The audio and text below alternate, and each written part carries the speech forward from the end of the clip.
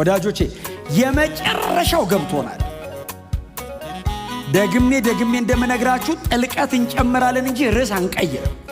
ሌላ እውነት የለም። የመጨረሻው ኢየሱስ ክርስቶስ ነው። በክርስቶስ ኢየሱስ ማመን ብቻ ነው የዘላለም ሕይወት የሚያስገኝ።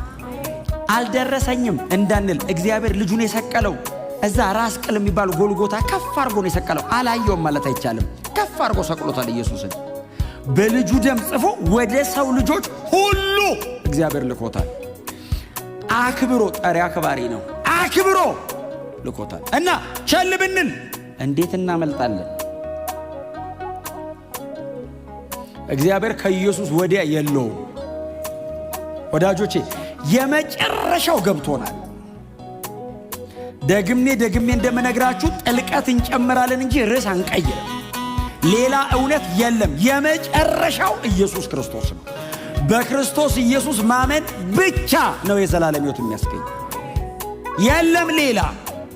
ቅድም እንዳልኳችሁ ነው። በተለያየ አይነት የሃይማኖት ስርዓት፣ በተለያየ አይነት ፍልስፍና፣ በዚህ ዓለም ስርዓት ይህንን ለማደብዘዝ ይሞከራል። ተጠንቀቁ።